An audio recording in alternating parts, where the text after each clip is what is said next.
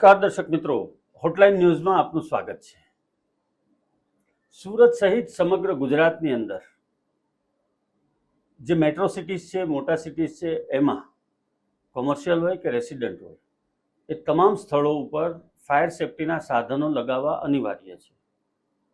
આ ફાયર સેફટીના સાધનો વિશે અને એના ઉપયોગ વિશે વિસ્તૃત માહિતી આપવા માટે આપણે આજે નોર્ધન સ્ટાર એન્જિનિયરિંગના શ્રી ચિન્મયભાઈ દેસાઈ આપણી સાથે જોડાયા છે।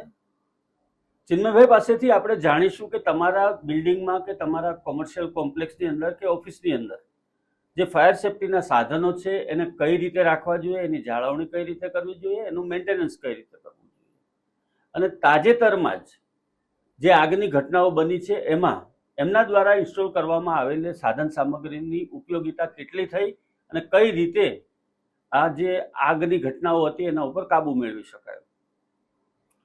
જી ચિન્મયભાઈ, આપનું સ્વાગત છે હોટલાઇન ન્યૂઝમાં। ચિન્મયભાઈ, આપણે વાતની શરૂઆત કરીએ તો સુરત શહેરની અંદર જે આગની ઘટનાઓ તાજેતરમાં બની હતી એમાં આપના દ્વારા ઇન્સ્ટોલ કરવામાં આવેલી સાધન સામગ્રીની ઉપયોગિતા કઈ રીતે સાબિત થઈ? જી નમસ્તે, અને સૌપ્રથમ તો ધન્યવાદ તમે આજે મને ઇન્વાઇટ કર્યું એ બાબતે। અને જરૂરથી આપણે લોકોને જણાવીશું કે ફાયર સેફટીના સાધનો ખાલી દેખાવા પૂરતા જ નથી હોતા, એ જરૂર સમયે ચાલે પણ છે જો એની યોગ્ય સમયે જાળવણી અને મેન્ટેનન્સ કરવામાં આવે તો। અમારા દ્વારા લગાવવામાં આવેલા સાધનોમાં જે ફાયર હાઇડ્રન્ટ સિસ્ટમ લગાવવામાં આવે છે, જે દરેક બિલ્ડિંગમાં દરેક ફ્લોર પર અનિવાર્ય છે, અને એની સાથે ફાયર એક્સટિંગ્યુશર કે જે પણ દરેક ફ્લોર પર અનિવાર્ય છે, એ કોઈ પણ હાઇટની બિલ્ડિંગ હોય અને કોઈ પણ એરિયાની બિલ્ડિંગ હોય। સૌ પ્રથમ કોઈ પણ ફાયર થાય છે સાહેબ, ત્યારે સૌથી પહેલું જે સ્ટેપ લેવામાં આવે છે એ ફાયર એક્સટિંગ્યુશર દ્વારા લેવામાં આવે છે। એટલે કે ફાયર એક્સટિંગ્યુશર દ્વારા જો એ આગ ઓલવી દેવામાં આવે તો આગ આગળ વધતી જ નથી। નોર્મલી ફાયર એક્સટિંગ્યુશરનું વર્ગીકરણ એવી રીતે કરવામાં આવ્યું છે કે જો વુડ પેપર ક્લોથમાં ફાયર થયું હોય તો એ બી અને સી ટાઈપનો ફાયર એક્સટિંગ્યુશર યુઝ થાય છે, કે જેને લોકલ લેંગ્વેજમાં એબીસી ટાઈપ ફાયર એક્સટિંગ્યુશર કહેવાય છે। અને જે ઇલેક્ટ્રિક ફાયર થાય છે એમાં CO2 ટાઈપનો ફાયર એક્સટિંગ્યુશર યુઝ કરવામાં આવે છે, કે જેની અંદર ઇલેક્ટ્રિક ફાયર માટે લિક્વિડ કાર્બન ડાયોક્સાઇડ ભરેલો હોય છે। અને આનો ઉપયોગ ખૂબ જ સરળ છે। આપણે નાનપણમાં પિચકારી જેવી રીતે ધૂળેટીમાં રમતા હોઈએ છીએ, બસ એટલું ઇઝી જ છે। બસ એ કોઈએ એક પણ વાર પ્રેક્ટિસ નથી કરી હોતી, અનુભવ નથી કર્યો હતો, એટલે કેવી રીતે વાપરવાનું આવડતું નથી। પણ તમને કહું તો જ્યારે પણ ફાયર થાય ત્યારે એક્સટિંગ્યુશરનો પહેલો ઉપયોગ કરવામાં આવે તો આગ ત્યાર પછી વધતી નથી। હા, જો ઘણા સમય પછી જાણ થાય છે આપણને અને આગ વધી ગઈ હોય છે, ત્યારે આપણે જે બાર હોઝ રીલ, જે લાલ કલરની રીલ લાગી હોય છે, એનો આપણે યુઝ કરીને એની આગળનો વાલ ખોલીને પાણીનો ઉપયોગ કરી શકીએ છીએ। તાજેતરમાં લાગેલી આગમાં કે જે હેપી એક્સેલેન્સિયામાં ફાયર થયું હતું, એમાં અમારી કંપની દ્વારા સિસ્ટમ ઇન્સ્ટોલ કરવામાં આવી છે, અને ત્યાં બધું જ પ્રકારનું એએમસી એટલે કે એન્યુઅલ મેન્ટેનન્સ કોન્ટ્રાક્ટ અમે જ રાખ્યો છે। ત્યાં ફાયર બ્રિગેડ પહોંચે, કોલ થાય એ આવતા પહેલા જે લોકલ સિસ્ટમ જે છે, એટલે કે જે બિલ્ડિંગની સિસ્ટમ છે અને બિલ્ડિંગના પમ્પ્સ છે, એના દ્વારા આગ ઓલવવાની કામગીરી શરૂ કરી દેવામાં આવી હતી, અને જેનાથી ફાયર બ્રિગેડને ઘણો સપોર્ટ રહ્યો હતો। જી, ખાસ કરીને ચિન્મયભાઈ, એક વસ્તુ એ પણ જોવા મળે છે, મોટા ભાગના કોમર્શિયલ બિલ્ડિંગો કે રેસિડન્ટ બિલ્ડિંગો જે હોય છે ત્યાં આપણને ફાયરના સાધનો તો લાગેલા હોય છે, પરંતુ એનો સમયસર મેન્ટેન કરવામાં નથી આવતા। જે રીલ કે પેલું જે પાઇપ હોય છે એને જે તમે વાળીને મૂકી હોય છે, કે એનો જે વાલ હોય છે, તો એ 5-5, 7-7, 10-10 વર્ષ સુધી એની એ જ પોઝિશનમાં હોય છે, અને જ્યારે એનો ઉપયોગ કરવાનો સમય આવે છે ત્યારે એ માત્ર ને માત્ર એક કાણાવાળી પાઇપ જ હોય છે, કશું એનો ઉપયોગ નથી થઈ શકતો, એવું ઘણી જગ્યાએ જોવા મળે છે। તો એ જે ફાયરના સાધનો આપણે જે બિલ્ડિંગમાં લગાવ્યા હોય છે એને મેન્ટેન કઈ રીતે કરવા? સાહેબ, બહુ જ સરસ સવાલ છે। આમાં કેવું છે કે આપણે જે નાનપણથી ભણ્યા છે, તમે ભણ્યા છે કે હું ભણ્યા છે કે આપણા જે પણ વડવાઓ ભણ્યા છે, ત્યારે ફાયર સેફટી વિશે ના તો કોઈ સ્કૂલમાં જણાવતા હતા, ના તો કોઈ ટ્યુશનમાં જણાવતા હતા, ના તો કોઈ ગવર્મેન્ટ સંસ્થા આના વિશે અવેરનેસ આપી રહી હતી। એટલે આપણા માટે આ વસ્તુ પ્રાયોરિટી છે જ નહીં। જો આજે તમારા ઘરે તમારું એસી બંધ થઈ જાય તો તમે તરત કલાકમાં કોઈને પણ બોલાવીને કહેશો કે ભાઈ મારી આ સિસ્ટમ ચાલુ છે, મને ગરમી લાગે છે. તમે જો તમારા ઘરે લિફ્ટ બંધ થઈ જાય તો તમે 10 માળ ચડીને નહીં જઈ શકો, કેમ કે આ બધી લક્ઝરી છે. એ લક્ઝરીની આપણને બહુ વેલ્યુ છે. પણ ફાયર એન્ડ સેફટી સિસ્ટમ એ આપણું ઇન્વેસ્ટમેન્ટ છે કે જે જરૂરતના સમયે વીમાની જેમ કામ આવે છે. સો એને મેન્ટેન કરવી જરૂરી જ છે. તમે જે કહો છો એ મોટાભાગના બિલ્ડિંગોમાં પરિસ્થિતિ છે, કેમ કે બિલ્ડિંગમાં સૌથી મોટો પ્રશ્ન હોય છે મેન્ટેનન્સનો. અને જ્યારે મેન્ટેનન્સ લિમિટેશનમાં હોય ત્યારે લોકોને લિફ્ટ અને બીજી બધી વસ્તુઓની પ્રાયોરિટી વધી જાય છે. ફાયર સેફટી સિસ્ટમ જે કદાચ કોઈક વાર કામ આવવાની છે એ લોકો માટે પ્રાયોરિટી હોતી નથી. પણ જે તાજેતરમાં સીન થઈ રહ્યા છે અને તાજેતરમાં જે ઘટનાઓ બની રહી છે એના પછી જો પણ આપણે જાગૃત નહીં થઈએ અને એએમસી આપીને આખી સિસ્ટમને કાર્યરત નહીં કરાવીએ તો ભગવાન ના કરે કઈ ઘટના બને તો એની જિમ્મેદારી આપણે લેવી ઘટે છે. તેનાથી મારી આપ સૌ દર્શક મિત્રોને વિનંતી છે કે આપ જે પણ ઓફિસીસમાં બેસો છો કે જે પણ રેસિડેન્સમાં તમારું ઘર છે ત્યાં ફાયર એન્ડ સેફટી સિસ્ટમ લાગી હોય તો એ ખાલી શોભાના ગાંઠિયા ના રહી એને એક્ટિવેટ કરાવવાની મહેનત કરી એના માટે જે થોડો ઘણો ખર્ચો થાય છે એ કરી એને કાર્યરત કરાવવી જોઈએ કે જેનાથી જરૂરતના સમયે કામ લાગી શકે. જી બિલકુલ. અચ્છા, એ પાઇપ જે છે આપણો એને પેલા ફાયર એક્ઝિસ્ટિંગ તમે જે કીધું એમાં તો એમની એક્સપાયરી ડેટ લખેલી હોય છે એટલે આપણને એ ખ્યાલ આવે છે, પરંતુ આ પાઇપને કેટલા સમયની અંદર મેન્ટેન કરવી જોઈએ અથવા તો એને ચેક કરતા રહેવું જોઈએ? કેટલા સમયે ચેક કરવું જોઈએ?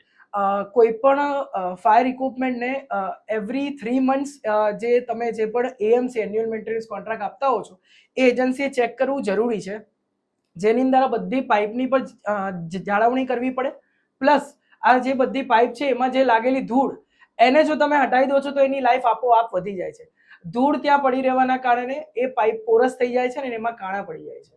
સો એના માટે સારી ગુણવત્તાવાળી પાઇપ ખરીદી અને એની યોગ્ય જાળવણી દર 3 મહિને કરવાથી તમારે એ લાંબો સમય સુધી ટકી રહે છે.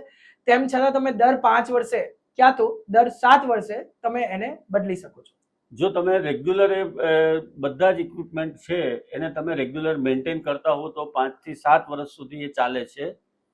અચ્છા, હવે તમે મને એ બતાવો કે સુરત શહેરની અંદર અત્યારે જે કોઈ જગ્યાએ ફાયરના જે સાધનો લાગ્યા છે, ગવર્મેન્ટના કે કોર્પોરેશનના હુકમથી એ લાગી તો જાય છે, પરંતુ ઓન એન એવરેજ કેટલા ટકા લોકો મેન્ટેન કરે છે આ વસ્તુને?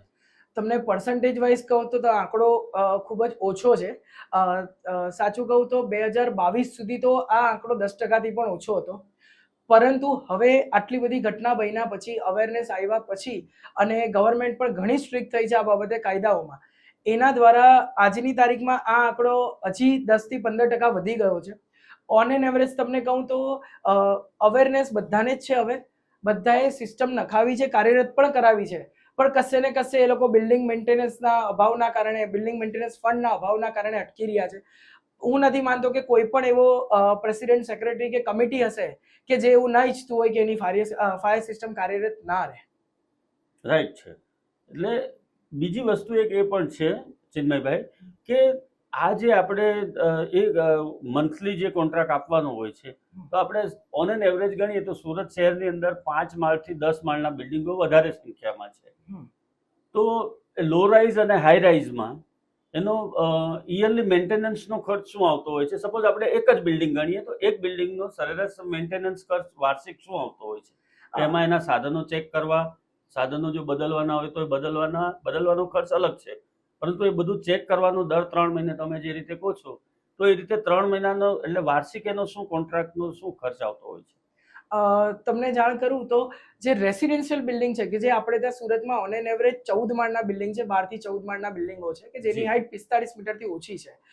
એ બિલ્ડિંગને મેન્ટેન કરવાની, જેમાં સાથે 2 બેઝમેન્ટનો પણ સમાવેશ થાય છે અને પંપ રૂમનો પણ સમાવેશ થાય છે, એને યરલી મેન્ટેનન્સ અને ઇન્સ્પેક્શન કરવાનો ઓન એન એવરેજ ખર્ચો 12,000 થી લઈને ટોટલ 52,000 સુધીનો હોય છે. અને જે પણ નાના કમર્શિયલ બિલ્ડિંગ છે એનો ખર્ચો 24,000 થી લઈને ઓનવર્ડ્સ હોય છે કે જે કમર્શિયલ બિલ્ડિંગમાં કેટલા હાઇડન્સ છે, કેટલા એક્સટિંગ્યુશર્સ છે, એના બેઝિસ પર એને મેન્ટેન કરવાનો ખર્ચો લાગતો હોય છે. જી, એટલે બહુ જ વાર્ષિક મેન્ટેનન્સ આપણે ગણીએ તો ખૂબ સામાન્ય રકમ છે, પરંતુ એ ખૂબ સામાન્ય લાગતી રકમ જ્યારે આવશ્યકતા ઊભી થાય છે, જ્યારે જરૂરિયાત ઊભી થાય છે એના સાધનોનો ઉપયોગ કરવાની, ત્યારે એની કિંમત, સાચી કિંમત એની ત્યારે સમજાતી હોય છે. તો તમારા હિસાબેથી તમે જે કીધું કે 15 થી 25% વચ્ચે લોકો જ આ મેન્ટેનન્સ કે એ રીતે કરતા હોય છે, તો 70-75% જેટલો રેશિયો છે કે જેમાં આ જે ફાયરના સાધનો છે એની કેર નથી લેવામાં આવતી, જી હા. અથવા તો એના પ્રત્યે બેદરકારી દાખવવામાં આવે છે હાઉસ હોલ્ડરો દ્વારા અથવા તો વેપારીઓ દ્વારા. તો એની અવેરનેસ માટે ગવર્મેન્ટ કોઈ પગલાં ભરે છે કે પછી આપણે વ્યક્તિગત રીતે તમે લોકો માર્કેટિંગના માધ્યમથી લોકોમાં અવેરનેસ આવે એવું કરો છો? જી હા, ગવર્મેન્ટ એના માટે એક બહુ સરસ કાર્ય કરી રહી છે કે હવે તમે કોઈ પણ નવી એનઓસી લો છો જે નો ઓબ્જેક્શન સર્ટિફિકેટ છે, એની અંદર તમારે છેલ્લા સમજો કે 4 થી 5 વર્ષથી કમ્પલસરી એન્યુઅલ મેન્ટેનન્સ કોન્ટ્રાક્ટ 300 રૂપિયાના સ્ટેમ્પ પેપર પર કરીને આપવાનો હોય છે, કે જેથી ત્યાં જે એજન્સીએ કાર્ય કર્યું છે તે એજન્સી અને જે પણ ઓનર્સ છે એ લોકો લીગલી બંધાઈ જાય છે આ સર્વિસ અને મેન્ટેન કરવા માટે. જે લોકોને ત્યાં જેન્યુન કન્સર્ન છે અને અવેર છે એ લોકો આ વસ્તુ મેન્ટેન કરાવે છે અને મેન્ટેન રહે છે. પરંતુ જ્યાં ફંડનો અભાવ હોય ત્યાં એજન્સીઓ પણ કામ નથી કરી શકતી અને ત્યાં સામે કોઈ એ પ્રકારનું રિઝલ્ટ પણ નથી આપી શકતા. સો એ ફંડના અભાવને મેનેજ કરવું અને એના માટે અવેરનેસ કરવી બહુ જરૂરી છે. અવેરનેસના ભાગરૂપે સુરત ફાયર એસોસિએશન બનાવ્યું છે કે જેમાં સુરત ફાયર એસોસિએશનના મેમ્બર શાળાઓ અને જે કોઈ પણ હોસ્પિટલ છે એમાં આ પ્રકારની અવેરનેસની પ્રવૃત્તિઓ ચાલુ રાખી છે, જેમાં સુરત ફાયર બ્રિગેડ નો ખૂબ જ સારો સહકાર છે. ત્યારબાદ સુરત ફાયર બ્રિગેડ દ્વારા પણ મોકડ્રીલનું આયોજન કરવામાં આવે છે. Fire and emergency services every month mock drill કરતી હોય છે. હોસ્પિટલ્સ અને સ્કૂલ્સ એવી જે પબ્લિક બિલ્ડિંગ્સ છે, અમુક થિયેટર્સ પણ કે જ્યાં વધારે સંખ્યામાં લોકોનો જમાવડો થાય છે, એ જગ્યા પર અવેરનેસ માટે મોકડ્રીલ પણ કરાતી હોય છે. અને એક ઓલ ઓવર ઇન્ડિયામાં ફાયર સેફટી એન્ડ સિક્યોરિટી એટલે FSAI fire and security association of India એનું પણ આયોજન કરવામાં આવેલું છે કે જેના સાઉથ ગુજરાતમાં પણ ઘણું સારી રીતે એક્ટિવ છે. હું પણ એનો એક ભાગ જ છું અને જેના દ્વારા અમે લોકો ફ્રી અવેરનેસ કેમ્પ પણ ચલાવી રહ્યા છે. જી, તમે જે ફ્રી અવેરનેસ કેમ્પ ચલાવો છો એમાં તમે લોકોને કઈ રીતે માર્ગદર્શન આપો છો અને શું વિગતોથી એ લોકોને અવેર કરો છો? અમે જે ફ્રી અવેરનેસ કેમ્પ ચલાવીએ છીએ એની અંદર અમારું પહેલા સૂત્ર છે સુરક્ષિત ભારત, કે આખા ભારતમાં આગના દ્વારા કોઈને પણ જાનહાનિ ન થાય અને કોઈને પણ માલહાનિ ન થાય. સો એના માટે ફાયર એક્સટિંગ્યુશર્સ કેવી રીતે વાપરવા, આગ કઈ રીતે લાગે છે સૌથી પહેલા, એના પછી ફાયર એક્સટિંગ્યુશર્સ કઈ રીતે વાપરવા, ત્યાર પછી હોઝરીલ અને હાઇડ્રન્ટ વાલ્વ્સનો કઈ રીતે ઉપયોગ કરવો, ત્યારબાદ સિક્યોરિટી એટલે સીસીટીવીને રિલેટેડ પણ ઘણી અમે જાણકારી આપીએ છીએ કે થેફ્ટ નહીં થઈ જાય, ઓનલાઈન થેફ્ટ નહીં થઈ જાય, સાયબર ક્રાઇમ નહીં થઈ જાય. સો જે કોઈ પણ પ્રકારની સેફટી અને સિક્યોરિટીની વાત છે એ પ્રકારનું અમે આની અંદર અવેરનેસનું કામ કરી રહ્યા છીએ. જી, વર્ષની અંદર આવા કેટલા કાર્યક્રમો આપના એસોસિએશન દ્વારા થતા હોય છે અને કેટલા લોકો એમાં ભાગ લેતા હોય છે? અત્યારે આની અંદર 150 થી 200 મેમ્બર છે સુરતની અંદર, અને એ લોકો ટોટલ વર્ષની અંદર દર 1.5 થી 2 મહિનામાં એક પ્રોગ્રામ થતો હોય છે કે જે કોઈ પણ શહેરની સારી નામાંકિત હોટલોમાં જ થતો હોય છે, જ્યાં આ બહુ સરસ એન્વાયરમેન્ટ દ્વારા આ વસ્તુ સમજાવવામાં આવે છે. સ્ટુડન્ટ્સ માટે ફ્રી હોય છે ત્યાં પણ, અને ઘણા સ્ટુડન્ટ્સ પણ આનો પાર્ટ છે. અને હું એવું માનું કે ભવિષ્યમાં આ જ સ્ટુડન્ટ આ ઇન્ડસ્ટ્રીને આગળ લીડ કરીને નવી ઊંચાઈઓ પર પહોંચાડશે. જી, હવે જે પ્રમાણેની હાલમાં સુરતમાં પરિસ્થિતિ જોવા મળી રહી છે ફાયર સેફટીના સાધનોને લઈને, ફાયર સેફટીના સાધનોની અવેરનેસને લઈને, એને જોતા તમને એવું લાગે છે કે હજુ પણ આ લોકોની અંદર વધારેમાં વધારે અવેરનેસ આવી શકે? જી હા સર, હજી પણ અવેરનેસનો ઘણો સ્કોપ છે.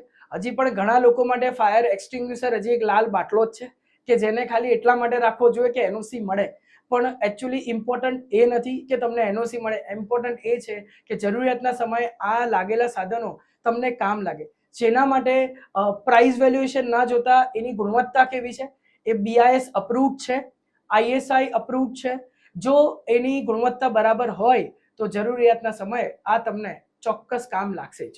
જી, ને ખાસ કરીને ચિન્મયભાઈ એક પરિસ્થિતિ એ પણ જોવા મળે છે, ઓલ્ડ સિટી જે છે, ઓલ્ડ સિટીની અંદર આપણા જૂના જે શેરીના મકાનો છે કે અમદાવાદની ભાષામાં કહીએ તો પોળના મકાનો છે, તો ત્યાં 2, 3, 4 માળના કોમર્શિયલ બિલ્ડિંગો પણ હોય છે. દાખલા તરીકે આપણે ડાયમંડ માર્કેટની વાત કરીએ તો ડાયમંડ માર્કેટની અંદર ઘણા બધા એવા પુરાતન મકાનો છે કે જેમાં ઓફિસીસ ચાલતી હોય છે, ડાયમંડની લે વેચનું કામ ચાલતું હોય છે અને તમામ પ્રકારની ઓફિસ પ્રવૃત્તિઓ પણ ત્યાં થતી હોય છે. અને ત્યાં મોટાભાગે આવા સાધનોનો અભાવ પણ જોવા મળે છે, કેમ કે નીચેની સાઈડમાં લોકો રહેતા હોય છે, એટલે એક રેસિડન્ટ જેવો સીન ક્રિએટ થાય છે માર્કેટની અંદર, પરંતુ ઉપર આ બધી પ્રવૃત્તિઓ ચાલતી હોય છે. તો આવા તો ઘણા બધા પોકેટ એવા છે. સલાબતપુરાની અંદર કાપડના ગોડાઉનો એ રીતના છે કે સિન્થેટિક કપડુંના ટાંકાઓ, સિન્થેટિકના ટાંકાઓ ઘણી જગ્યાએ ભરેલા હોય છે મકાનોમાં ઉપરના ભાગે, અને નીચે આ લોકોનું રેસિડેન્ટ હોય છે અથવા તો એ રીતનું વ્યવસ્થા હોય છે એ લોકોની. તો એ લોકોને કનેક્ટ કરી અને એ લોકોમાં અવેરનેસ માટે શું થઈ શકે? એના માટે સુરત ફાયર બ્રિગેડે એક બહુ સરસ ઇનિશિયેટિવ લીધું છે. એમની પાસે વ્હીકલ્સ પણ છે કે જે આવી જગ્યા પર પહોંચી શકે. બાઇક્સ કહેવાય છે કે જેની અંદર ફાયર સેફ્ટીની સામગ્રી ઇન્સ્ટોલ કરી હોય છે, આગ ઓલાવવાના સાધનો ઇન્સ્ટોલ કર્યા હોય છે. તેમ છતાં સુરત ફાયર બ્રિગેડ આ લોકો માટે એક સરસ મજાની સુવિધા એ પણ લાવી છે કે જે બિલ્ડિંગ બધા કનેક્ટેડ છે, જે બિલ્ડિંગ વચ્ચે કોઈ પ્રકારના માર્જિન નથી, એ લોકો combined fire and safety system પણ ઇન્સ્ટોલ કરાવી શકે છે કે જેનાથી જે કોમન ટેન્ક છે એ કોમન ટેન્ક એટલે પાણીનું રિઝર્વાયર પર પંપ મૂકીને આ એક સાથે 3 કે 4 બિલ્ડિંગને પણ આ ફાયર સેફ્ટીની સુવિધા કોમનલી પ્રોવાઈડ કરી શકીએ છીએ. ત્યારબાદ જે જનરેટર એટલે કે આગ લાગે ત્યારે પાવર કટ થઈ જાય છે તો પંપ તો ચાલી નહીં શકે. સો એના માટે જનરેટરની જોગવાઈ કમ્પલસરી છે.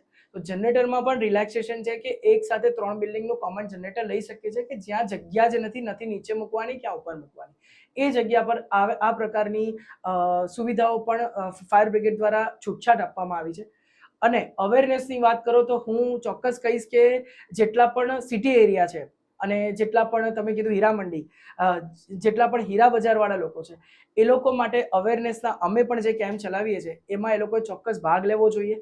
અને જે ઓનર છે કે જ્યાં ત્યાંના હોદ્દેદારો છે એ લોકોએ પણ આ ભાગરૂપે આવી સંસ્થાઓને ઇન્વાઇટ કરીને આ પ્રકારનો અવેરનેસ કેમ્પ કરવો જોઈએ કે જેથી એ લોકો જે આખો દિવસ કામ કરતા હોય છે સવારથી સાંજ સુધી અને તે કશેક તો રાત પાડી પણ ચાલતી હોય છે, તો એ જગ્યા પર અવેરનેસ કઈ રીતે રાખવી અને આગ લાગે તો એ સમય તાત્કાલિક કયા પગલાં લેવા એ એમને જાણ હોવી ખૂબ જરૂરી છે. જી, આ થઈ રેસિડેન્ટ કમ કોમર્શિયલની વાત કરીએ આપણે. એ જ રીતે સુરત શહેરની અંદર ચિન્મયભાઈ એક બીજો સિનારીઓ પણ જોવા મળે છે કે ઘણા બધા ઇન્ડસ્ટ્રીયલ પોકેટ છે આપણે ત્યાં. પાંડેસરા છે, ઉધના છે, આ બાજુ કતારગામ જીઆઈડીસી છે કે અમરોલી બાજુના વિસ્તારમાં છે, સાયણ છે, ગોથાણ છે, આ બધા જ વિસ્તારોની અંદર સિન્થેટિક કપડું બને છે મોટા ભાગે. તો સિન્થેટિક કપડું એ એક પ્રકારનું કેમિકલ જ છે અથવા તો એને એક સહેજ પણ તણખો લાગે તો એ બધું જ સળગી ઉઠે છે. ડાઇંગ હાઉસો છે, 400થી વધારે ડાઇંગ હાઉસો છે અને આવે લગભગ 8 લાખથી વધારે પાવરલૂમ્સ યુનિટો હશે આપણે સુરત શહેરની જ જો વાત કરીએ તો. તો એની અંદર જે ઇન્ડસ્ટ્રીયલિસ્ટ છે, કેમિકલનો પણ બહુ મોટો હિસ્સો સુરતમાં, ઉધનામાં, પાંડેસરામાં બહુ મોટો ઇન્ડસ્ટ્રી છે, કેમિકલ ઇન્ડસ્ટ્રી પણ. અને એકદમ જ એ તો જ્વલનશીલ છે, બધા જ જે કેમિકલ છે એ જ્વલનશીલ છે. જી હા. તો આ લોકોએ કઈ રીતે અવેરનેસ લાવી અને કઈ રીતે એના જે ફાયર સેફ્ટીના સાધનો હોય છે એ વસાવવા જોઈએ, એના પર્ટિક્યુલર નામ સાથે આપણા દર્શક મિત્રોને બતાવો. સો ઇન્ડસ્ટ્રીયલ ફાયર સેફ્ટીમાં જ્યાં સિન્થેટિક કપડું વધારે યુઝ થાય છે કે જ્યાં કેમિકલનો વધારે ઉપયોગ થાય છે ત્યાં મિકેનિકલ ફોમ ટાઈપના ફાયર એક્સટિંગ્યુશર એમણે રાખવા જોઈએ કે મિકેનિકલ ફોમ ટાઈપના ફાયર એક્સટિંગ્યુશર યુઝ કરવાથી જ્યાં કેમિકલનો વપરાશ છે ત્યાં પાણીનો મારો ન ચલાવતા ફોમથી એનું ઓક્સિજન સાથેનું જે સંપર્ક છે એ કટ ઓફ કરી દે છે અને એના લીધે કેમિકલ પર લાગેલી આગ ઓલવી શકે છે. તેમ છતાં એમણે એક ખાસ વસ્તુનું ધ્યાન રાખવું જોઈએ, એ છે ફાયર સેફ્ટી એક્ઝિટ. જ્યારે ઇન્ડસ્ટ્રીયલ મોટી મિલો હોય છે કે મોટા ડાઇંગ હાઉસીસ તમે મને કીધા એ પ્રમાણેની જગ્યા પર ત્યાં ખૂબ જ ગીચ એ લોકોનું જે અંદરનું એટમોસ્ફિયર હોય છે ને ખૂબ જ ગરમ વાતાવરણ હોય છે. એના લીધે ત્યાં વેન્ટિલેશનની સુવિધા પણ ખૂબ જ ઓછી હોય છે. સો મારું બધાને નમ્ર અનુરોધ છે કે વેન્ટિલેશનની સુવિધા માટે ખાસ ધ્યાન આપે, એક ફાયર એક્ઝિટ માટે ખાસ ધ્યાન આપે અને ફાયર સેફ્ટી સિસ્ટમ તો ઇન્સ્ટોલ કરાવવાની જ હોય છે, આપણી મોરલ જવાબદારી પણ છે લીગલ જવાબદારી કરતા. સો એ આપણી સાથે જેટલા પણ વર્કર કામ કરી રહ્યા છે એના માટે સેફ્ટીના અવેરનેસ માટે every 15 days mock drill, mock training રાખી શકે છે. એ લોકો પોતાનું એક ડિપાર્ટમેન્ટ ઊભું કરી શકે, ઇન્ડિવિજ્યુઅલ જો ઘણું મોટું ડાઇંગ હાઉસ કે ડાઇંગ યુનિટ હોય તો, કે જેનાથી એમનો જે સેફ્ટી હેડ હોય બધાને આ બાબતની ટ્રેનિંગ આપે અને અવેરનેસ ફેલાવી શકે, જેનાથી ઇન્ડસ્ટ્રીમાં લાગતી આગને બચાવી શકાય. અને સૌથી ઇમ્પોર્ટન્ટ વસ્તુ જે છે કોઈ પણ ઇન્ડસ્ટ્રીમાં એ છે હાઉસકીપિંગ. તમે કોઈ પણ એમએનસી જોઈ હશે કે તમે એલએનટી જોઈ હશે, હજીરા જોઈ હશે કે ત્યાં તમે જોયું હશે તો ખૂબ જ સારું પ્રકારનું હાઉસકીપિંગ કરવામાં આવે છે કે જેના લીધે ફાયરના ચાન્સીસ નહીવત થઈ જાય છે.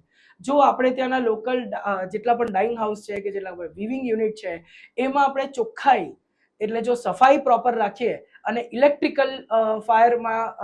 ઇલેક્ટ્રિકલ કેબલ્સને બરાબર ધ્યાન આપીએ આપણે તો ઇલેક્ટ્રિકલ કેબલ્સ પર આપેલું ધ્યાન અને એમસીસીબી અને આરસીસીબી ઇન્સ્ટોલ કરી હોય તો ત્યાં સ્પાર્ક થવાના ચાન્સીસ ઘટી જાય છે, ત્યાં ફાયર થવાના ચાન્સીસ ઘટી જાય છે અને એનાથી એમની પ્રિમાઇસીસને થતું નુકસાન પણ બચી શકે છે.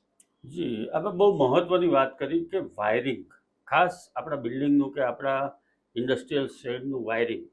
તો ઇન્ડસ્ટ્રીયલ શેડના વાયરિંગમાં સ્પાર્ક ન થાય એના માટેના ઉપાયો, અને ખાસ કરીને કેટલા સમયે એને મેન્ટેન કરવા જોઈએ, જે વાયરિંગ જે છે એને ચેક કરાવવું, અથવા સ્વિચ બગડી ગઈ હોય કે આ બીજા કોઈ ઇસ્યુ હોય નાના મોટા ફ્યુઝ રિલેટેડ કે વાયરિંગ રિલેટેડ, તો એ કેટલા સમયમાં એને મેન્ટેન કરવા જોઈએ? એના માટે ખાલી એટલું જ કહીશ કે જ્યારે આપણે પણ શેડ કે ઇન્ડસ્ટ્રી કે કોઈ પણ પ્રકારનું ઘર પણ બનાવતા હોઈએ આપણે, ત્યારે નોર્મલી આપણું બજેટ કન્સ્ટ્રેન હોય છે. સો મારી બધાને એટલી રિક્વેસ્ટ છે કે તમે કદાચ ઇટાલિયન અને માર્બલ અને બીજા એસ્થેટિકલ લુક પર તમે કદાચ 100-200 રૂપિયા ઓછા ખર્ચશો તો ચાલશે, પરંતુ ઇલેક્ટ્રિકલ વાયર્સ પર અને ફાયર એન્ડ સેફટીના સાધનો પર જો તમે 5 રૂપિયા વધારે ખર્ચશો તો તમારી એ સુવિધા એટલી તમને કાર્યરત રહેશે કે તમે 10 થી 15 વર્ષ સુધી કોઈ પણ પ્રકારનું નુકસાન થવાના ચાન્સીસ રહેલા નથી. તેમ છતાં સર્કિટ બ્રેકર એટલે કે એમસીબી, આરસીસીબી અને જે ચેન્જ ઓવર સિસ્ટમ છે એના પર જો આપણે ધ્યાન આપવામાં આવે તો ફાયર જે થાય છે આપણી કેબલના કારણે કે ઇલેક્ટ્રિકલ શોર્ટ સર્કિટના કારણે, એ આપણે ત્યાંથી ખૂબ જ સારી રીતે ટાળી શકીએ છીએ અને એના દ્વારા આપણે મોટી હોનારતો થતા અટકાવી શકીએ છીએ. જી બિલકુલ. જી દર્શક મિત્રો, તો આ હતા નોર્ધન સ્ટાર એન્જિનિયરિંગના ચિન્મય દેસાઈ.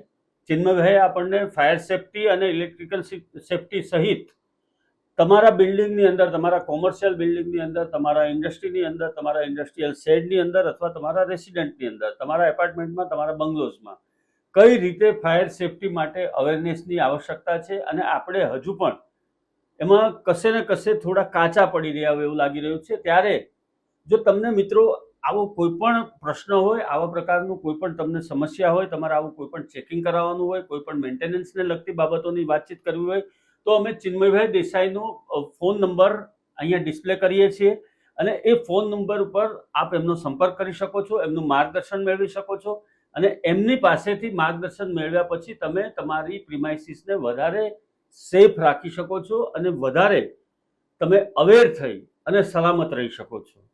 તમામ સ્થળે ફાયર સેફટીને લગતા સાધનો લાગેલા હોય છે, પરંતુ એનો ઉપયોગ કઈ રીતે કરવો, એને મેન્ટેન કઈ રીતે કરવા, એ પણ ખૂબ મહત્વની બાબત છે. આ તમામ બાબતોનું સંકલન કરી અને અમે આપની સામે આજે આ વાત એટલા માટે લાવ્યા છીએ કે હવે આપણે અવેર થવાની જરૂર છે, જાગૃત થવાની જરૂર છે, આપણા માલ સામાન સંપત્તિ અને હ્યુમન લાઈફ માટે. આ તમામ વસ્તુઓ ખૂબ આવશ્યક છે, અને આ વધતી જતી ગરમી અને વધતા જતા તાપને કારણે પણ ઘણી વખત સ્પાર્ક થવાની શક્યતા રહે છે. પરંતુ જો આપણે પહેલેથી જાગેલા હશું, પહેલેથી આપણે બધું ચેક કરેલું હશે, એને વેલ મેન્ટેન કરેલું હશે, તો આવી સમસ્યાઓ ઓછી આવશે અથવા તો નહિવત આવશે. તો દર્શક મિત્રો, આ તમામ બાબતો આપને કેવી લાગી એ અંગે અમને આપ કોમેન્ટ દ્વારા જણાવજો. આવા જ પ્રકારના કાર્યક્રમો જોવા માટે અમારી હોટલાઇન ન્યૂઝ ચેનલને આપ લાઈક કરો, શેર કરો અને સબસ્ક્રાઇબ કરો. ખાસ વધુ એક વખત કહું છું કે આ અંગેની કોઈ પણ વિગતો આપને ટેકનિકલ જાણકારી માટે પણ આપ ચિન્મયભાઈ દેસાઈનો સંપર્ક કરી શકો છો, અને એમનો ફોન નંબર અમે અહીંયા ડિસ્પ્લેમાં આપ્યો છે. ધન્યવાદ Chinmaybhai. Thank you so much. આવા પ્રકારના વિડીયો તમને જોવા ગમતા હોય તો હોટલાઇન ન્યૂઝ ચેનલને લાઇક, શેર અને સબસ્ક્રાઇબ કરો.